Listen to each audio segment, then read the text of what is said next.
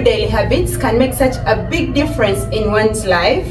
It may be hard to change, but take one day at a time and keep going. Welcome back to our YouTube channel. This is Dr. B and Dr. G once again, presenting lifestyle, nutrition, health, motherhood, parenting. And today we are very excited because after our first video we got over 100 subscribers. Thank you so much, guys. Thank you for that feedback. Thank you. We really appreciate. Keep it coming. In case you have not subscribed, please first pause, go back and subscribe, like, comment. Don't forget the notification bell because you need to be the first person to receive the video as soon as we release it. Today's episode is very exciting because it's kind of my field. I love health very much. I love living a healthy lifestyle. It's about health, you guys. How to live a healthy lifestyle. Dr. Grace, what is a healthy lifestyle to you? Thank you. So we go back to the basics. What is health? You know, I know you've heard of that, but what does it mean? Does it just mean, not having malaria, not having hypertension? What is health? Health in itself is not merely absence of disease, but it entails physical well-being, mental well-being, and general well-being. And how do we achieve this? I have things I call the positive influences of health, and these are nutrition, exercise, efficient sleep, quitting smoking, moderate alcohol if you have to take it, and then maintaining a healthy weight. Nutrition. So nutrition, what do we really know about nutrition? We know that the best choice you can make for your life is a good nutrition. True that. There's a saying, you cannot out-train a bad diet no matter how many exercises you do. What is in nutrition? We have the macronutrients and the micronutrients. The micro are the vitamins and the mineral salts. The macro, we have the proteins, the carbohydrates, and the fats, which we all know. But among those, there are some which are essential and there are those which are non-essential. Now, the essential are the ones we need to take in every single time, but the non-essential are the ones which can be manufactured within our bodies. In simple terms, the essential ones, our bodies do not manufacture them, so we need to take them. You will see that glucose can be manufactured from the essential amino acids and glycerol. So that makes glucose a non-essential. So stay away from those diets that deprive you of what? Of those essential nutrients. For example, juicing. So people who are on keto diets, they are taking in proteins, fats, and vegetables. So they're getting the micronutrients, the vitamins and mineral salts. They have the fatty acids, and then they also have the proteins. So they will manufacture their glucose. They have no carbohydrates, small percentage of carbohydrates. The people on omnivore diet, they're taking in carbohydrates, proteins, and fats, and then the vegetables. So you can see that's kind of a balanced diet depending on what diet plan that you're on. In simple terms, everything we eat, the end product actually gives us glucose. Yeah. Anyways, to add now to represent the doctors, I know if you've been in hospital, you've heard doctors say, do not take croissant, or if you've been managing a renal patient, a kidney patient, those ones in end stage, you hear doctors actually telling them to stop. Why? What do they do? Salt is actually sodium in simple terms. It is. So sodium has this tendency of pulling water towards the soul. So as it pulls water, it's straining the kidney, which is already failing. It's already failing. So now, don't wait for that end stage. Don't wait to be sick, that badly sick. If you can, avoid now. If you take salt, let it be the one that they've cooked in food, and it should be in moderation. But please avoid raw salt. And then also take plenty of water. You've had that, and I'm sure you've had that. At least if you're finding it hard to take plenty of water. Just substitute, if you're having supper and then you're taking juice, substitute that juice with water. You can start there. Then also, lastly, supper. If you're a heavy supper consumer, please eat before. Like at least give it 2 hours to digest. Don't eat when you're going to sleep. Now that we've talked nutrition, the thing that usually confuses people is nutrition, exercise. So I think let's go for exercise now. What's efficient exercise? Exercise is just not exercise. It should be, for it to be effective, it should be regular and at least 150 minutes a week. That's 2.5 hours a week. And to break it further, that's 1 hour at least 3 days a week. And the exercise should be of moderate intensity. If you choose to walk, if you're like me and you hate gym, you hate things that involve a lot of energy, and you choose to walk, let it be brisk walking and or jogging and then gymming. But before we go to gymming, should the people who are obese or overweight really do jogging? No. Now for those, because you're already obese, you're already overweight, and you're putting a lot of weight on your knees, so you like it to suffer from osteoarthritis. So we are advised that you avoid jogging. That's why I'm talking about gymming, that you need to be instructed on how to do that, because when you jump, you're putting weight here. So most of us shy away from gymming because we don't want to carry weight. We fear to look a certain way. Maybe we fear it's expensive. But you can gym from home actually. You can do gym from home. You just need to get someone to instruct you or follow YouTube. There are very many workouts. True. And you do it correctly. True. Why do we need to do resistance training? It's the only way to build muscle. And we need muscle to live longer. The moment you clock 30, you start losing your muscles. So if you don't gym and preserve some of your muscles, you'll be weak. You need strength when you're older, and that's why we need to do resistance training or weight training. So we also talked about a normal weight. Like everybody, you have a normal weight, but you're smaller than me. What is a normal weight to you? I don't think I'm smaller than her, but well, okay. Health weight, I know if you've been to hospital, you've seen the medics taking your height, your weight. Conventionally, we assess your health weight by using BMI, that's body mass index, and it's calculated by getting someone's kilograms. That's weight in kilograms over height in meters squared, and then you get a value. The normal value should be between 18.5 to 24.5. That's normal. Then 25 to 29.9. That's overweight. And then if it's 30 and above, that's obese. And if it's above 40, that's extremely obese.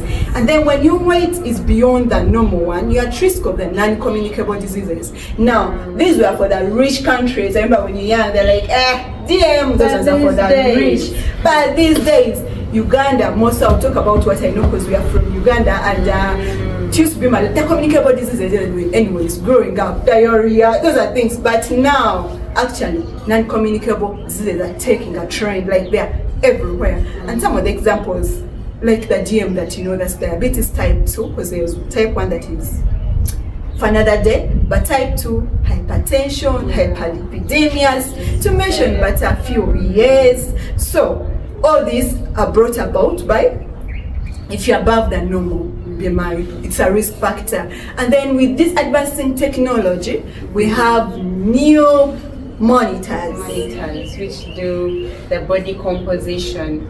But there is something that we did not talk about. Should we be under?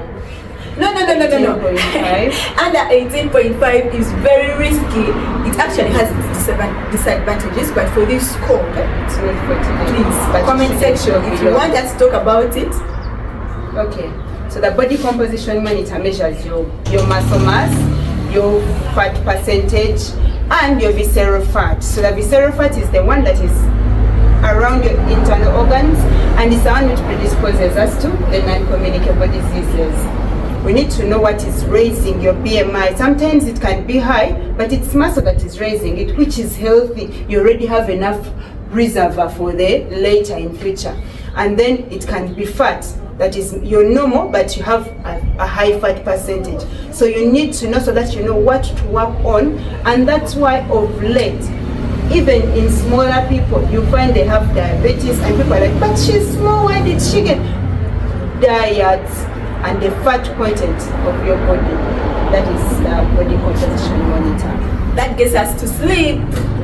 Sleep, what is sleep? You know, I know some people, if you work, if you, like me, who used to sit behind, sometimes you find yourself sleeping in class. So is that sleep? Is that the sleep we're talking about? No. The sleep we're talking about should be sufficient, comfortable, and non-interrupted for about 7 to 8 hours. Yeah. So there's a thing, like when you're a mother, most mothers don't sleep. But the moment your baby clocks 6 months, they are able to be sleep train them, and sleep uninterrupted. That's the key word. Yes. Uninterrupted. You told us to quit smoking. You didn't even say moderation. You said quit smoking. Why should we quit smoking? Man, we stop smoking. Smoking is a must. You have to quit, because all I have is disadvantages. And if you have a friend who smokes, you actually at risk, because passive smokers are even more effective. They get the COPDs, all the disadvantages that come along with smoking. COPD? Chronic obstructive pulmonary disease. For our viewers. Chronic obstructive pulmonary disease. Okay. And then if you've been in medical school, and those days when they're like, what are the risk factors of lung cancer? Unless you are very bright. But if you are like me, the thing that will come first, lung cancer, you know, we all know. I think even guys who are not going to medical school, we know that lung cancer, smoking is a risk factor of lung cancer. And that's not all. It has so many disadvantages. But for the many types of smoke, I know cigarettes, the components are basically 3. There may be more, but I'm not talking about 3. Tar, which is carcinogenic. Then nicotine, which is very addictive. That's why once you start, stopping is hard. Then carbon monoxide, which outcompetes oxygen. And oxygen is oxygen is essential for survival. So smoking, and this is evidence-based. It actually causes 1/3 of all the cancer deaths worldwide. So my dears, why should you smoke? Yeah, you've heard from the doctor herself. Quit smoking. Now, you also said alcohol. We know alcohol is metabolized in the liver. It releases reactive oxidative species, which will cause inflammation and all the bad side effects. Now, we need you to tell us more about, because for it you said we can take in moderation, we don't know what moderation, because moderation can be a full jug, a full glass, I don't know. Tell us more about that, and why you said we can take in moderation, not store. Okay, that reminds me of some story of a doctor who saw a patient and he's like, please drink a lot, and a patient just went and drank. The time they came back, anyway, that's what a brother-in-law who's already saying, even the Bible says, take a little wine.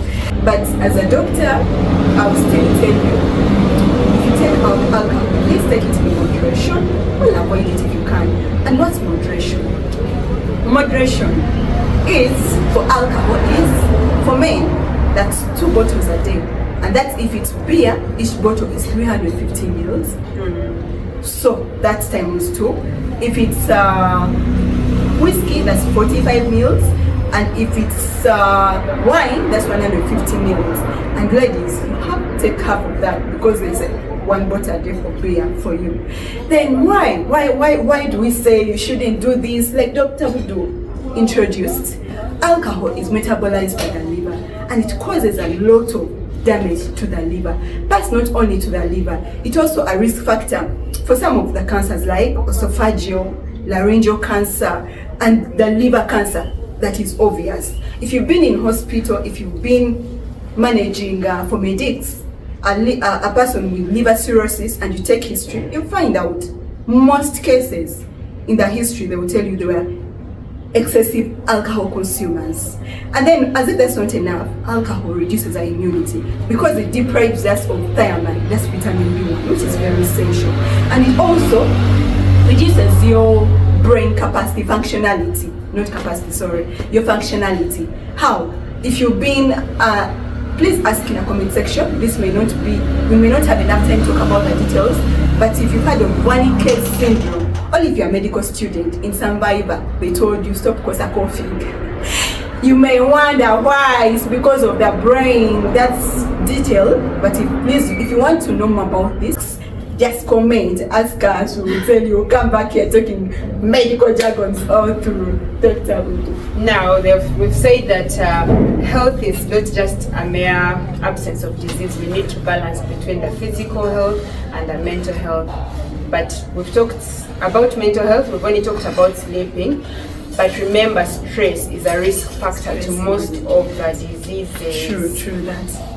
Now, how do we moderate or actually stop the stress?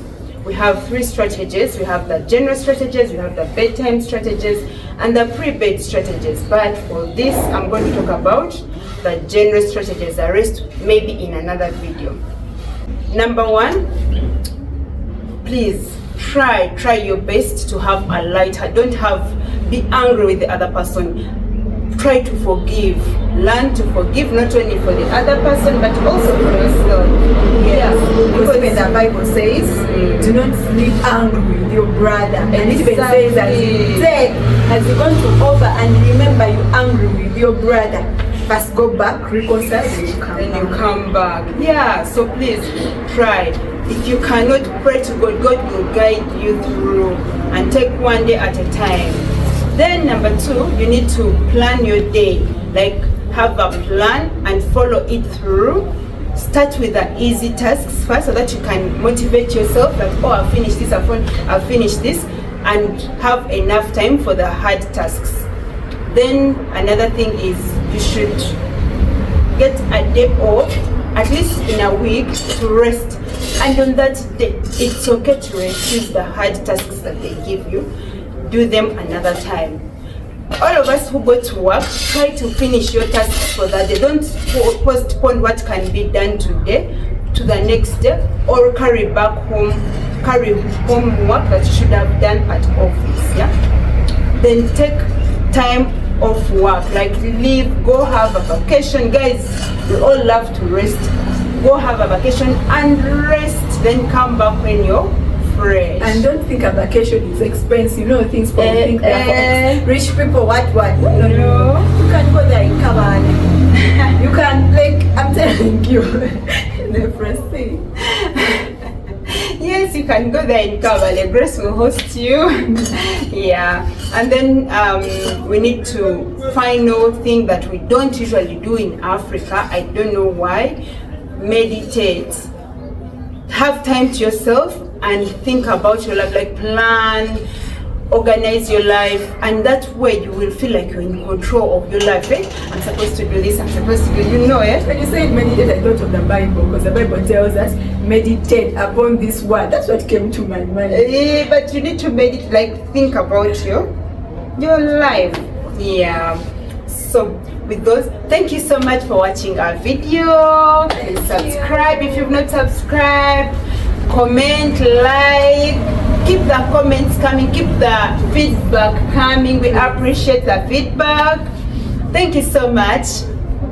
Bye.